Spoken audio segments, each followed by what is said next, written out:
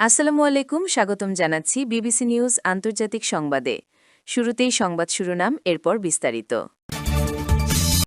ইরানকে পারমাণবিক অধিকার থেকে বঞ্চিত করা ট্রাম্পকে। যুক্তরাষ্ট্র ইসরায়েলের উদ্দেশ্যে মোজতবা খামেনির নতুন বার্তা। ইসরায়েল বিজয় ছিনিয়ে আনতে জানে ট্রাম্প। দর্শক, এতক্ষণ শুনছিলেন সংবাদ শিরোনাম। এখন বিস্তারিত।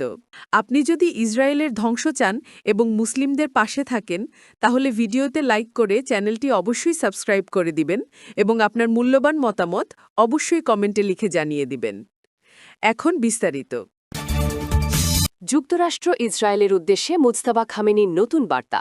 ইরানের সর্বোচ্চ নেতা মোজতবা আলী খামেনি সতর্ক করে বলেছেন, যুক্তরাষ্ট্র ও ইসরায়েলকে হরমুজ প্রণালীতে নতুন তিক্ত এক পরাজয় উপহার দিতে প্রস্তুত তার নৌবাহিনী। রোববার ১৯ এপ্রিল ইরানের রাষ্ট্রীয় টেলিভিশনে তার এই বার্তা প্রচার করা হয়। এর আগে দেশটির পার্লামেন্ট স্পিকার ও প্রধান আলোচক মুহাম্মদ বাগের গালিবাফ বলেছেন, যে কোনো মুহূর্তে আবার যুদ্ধ শুরু হতে পারে। ইরানের সর্বোচ্চ এই দুই নেতার থেকে বক্তব্য আসার ঠিক আগেই ইসরায়েলকে প্রশংসায় ভাসিয়েছিলেন ডোনাল্ড ট্রাম্প। মার্কিন প্রেসিডেন্ট আশাবাদী খুব দ্রুতই এই সংকট কেটে যাবে, তবে এখনও যদিও আলোচনায় কোনো অগ্রগতি দেখা যায়নি। এদিকে ইসরায়েলি গণমাধ্যম সামরিক ও রাজনৈতিক সূত্রের বারাত দিয়ে জানিয়েছে, সম্ভাব্য যুদ্ধবিরতি ভেঙে পড়ার আশঙ্কায় দেশটির সেনাবাহিনীকে সর্বোচ্চ সতর্ক অবস্থায় রাখা হয়েছে। ইরানকে পারমাণবিক অধিকার থেকে বঞ্চিত করা ট্রাম্পকে।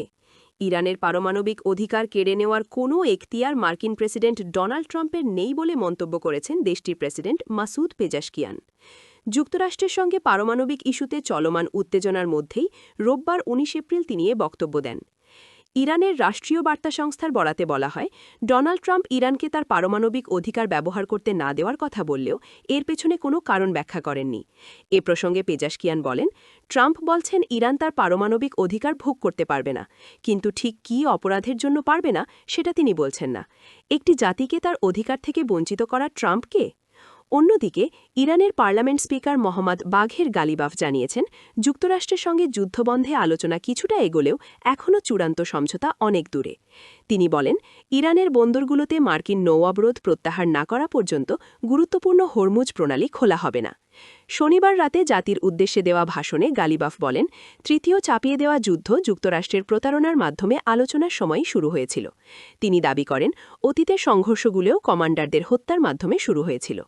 তিনি আরও জানান, পাকিস্তানসহ বিভিন্ন দেশের মাধ্যমে পাঠানো প্রস্তাবগুলো ইরানের নিরাপত্তা পরিষদ পর্যালোচনা করেছে এবং তেহরান চাপের মুখে নতি স্বীকার না করে উত্তেজনা বৃদ্ধির বিরুদ্ধে সতর্ক অবস্থান নিয়েছে।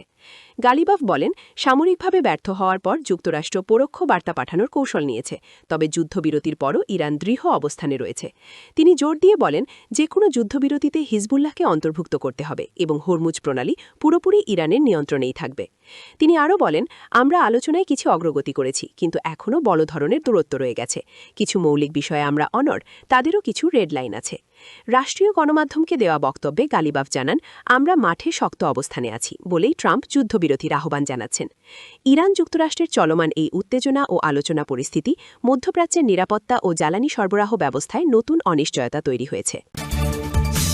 ইসরায়েল বিজয় ছিনিয়ে আনতে জানে ট্রাম্প। ইসরায়েলকে যুক্তরাষ্ট্রের বিশ্বস্ত মিত্র হিসেবে নিজেদের প্রমাণ করেছে বলে মন্তব্য করেছেন যুক্তরাষ্ট্রের প্রেসিডেন্ট ডোনাল্ড ট্রাম্প। এছাড়া দখলদার ইসরায়েলকে সাহসী, নির্ভীক, অনুগত এবং বুদ্ধিমান হিসেবেও অভিহিত করেছেন তিনি। রোববার ১৯ এপ্রিল সকালে সামাজিক যোগাযোগ মাধ্যম ট্রুথ সোশ্যালে ইসরায়েলকে নিয়ে প্রশংসামূলক পোস্ট দেন ট্রাম্প। খবর টাইমস অব ইসরায়েলে। ইনি বলেন, ইসরায়েলকে মানুষ পছন্দ করুক আর না করুক, তারা যুক্তরাষ্ট্রের বিশ্বস্ত মিত্র হিসেবে নিজেদের প্রমাণ করেছে।